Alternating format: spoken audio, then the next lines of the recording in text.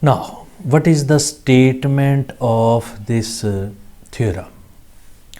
If H and K are two normal subgroup of group G such that H is part of K, then prove that G by H is isomorphic to G by K over K by H. So that is my result. Now, so first understand the statement. So proof of our theorem. So let this G is a bigger group and K is a normal subgroup of group G. So it means G by K exists. G by K exists because K is a normal subgroup of group G. And third is H is part of K. So H is subgroup of K, subgroup of G, and so H is smaller group and K is midway between H and G. So also we can say that H is part of K and K is part of G. So since K is normal in G, then G by K exists. Now here again we will apply the fundamental theorem of homomorphism. So I define a mapping. So I define a mapping F from G by H. So this is normal, H is also normal and K is also normal. So G by H from G by K, because both the group exist. Since H is normal, so G by H exists. K is normal in J, so G by K exists.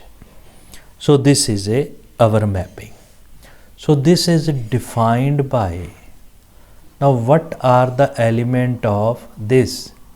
These are Hx, and what are the element of this? These are the Kx for every x belongs to G. Now step number 1, this mapping should be well defined. So I take two elements. So step number 1, to show F is well defined. So how we will show it?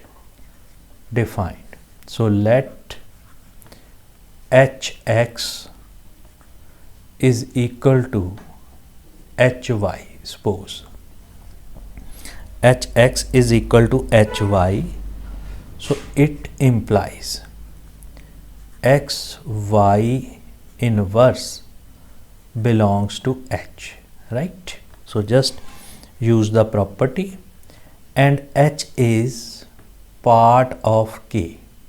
We know that H is part of K, so it implies Xy inverse belongs to K, and it implies Kx is equal to Ky, and it implies F of Hx is equal to F of Hy.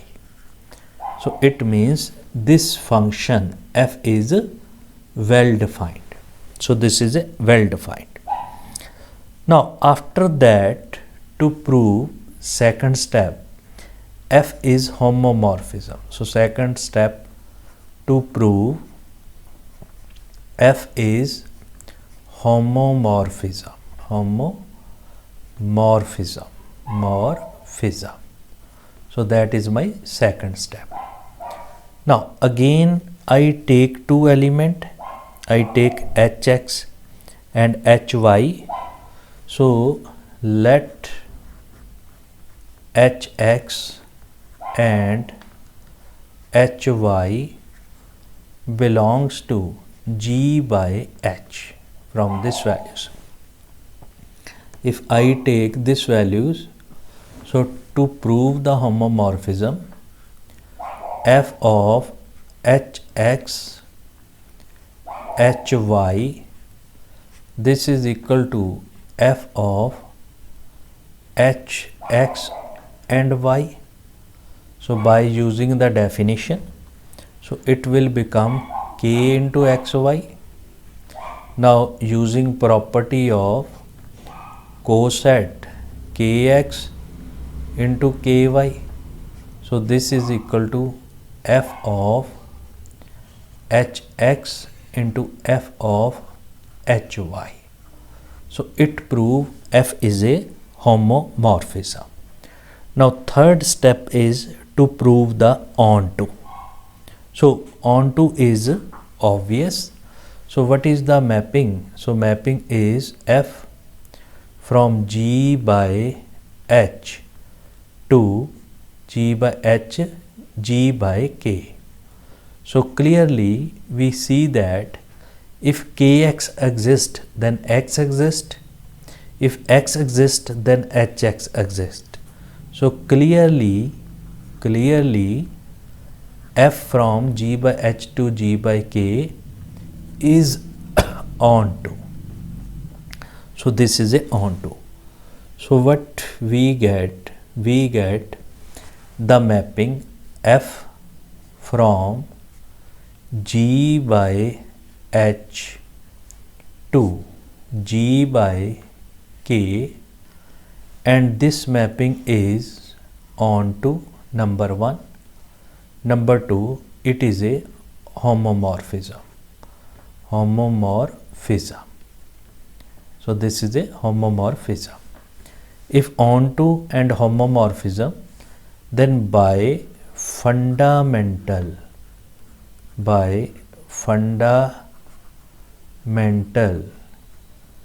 theorem of homomorphism,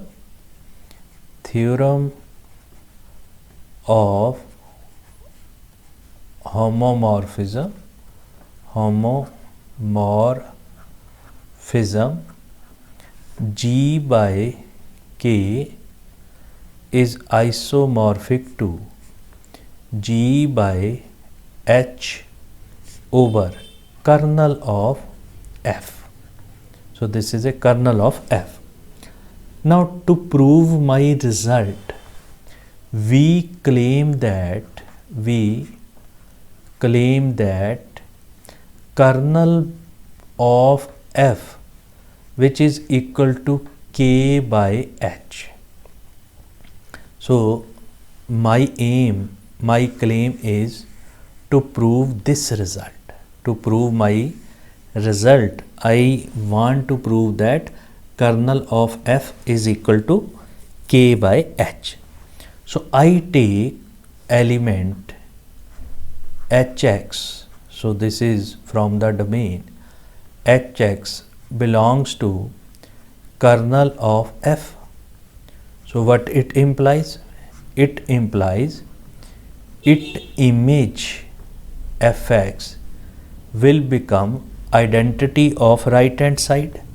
So what is the identity of right hand side? That is k.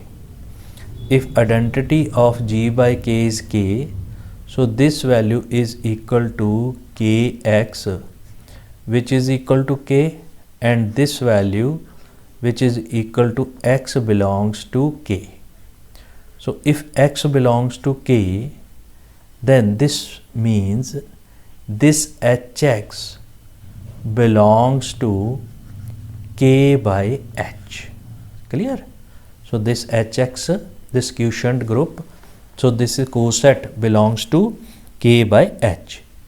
Now if reverse the process, hx belongs to this, it implies x belongs to k, it implies kx equal to k, it implies f of hx equal to k, so it implies hx belongs to kernel of f. So it means, what is kernel of f? So it means kernel of f, which is equal to k by h, which is equal to kernel of f. And also we know that kernel is always normal subgroup of group G. So this is a normal subgroup of group G. If it is a normal subgroup, then K by H is also a normal subgroup. So if K by H is a normal subgroup of G by H, so it means K by H is a normal subgroup of K by H, which is a normal subgroup of G by H. So what we get? We get G by K, which is isomorphic to G by H over K by H. So this is the Freshman theorem, just third theorem of the isomorphism.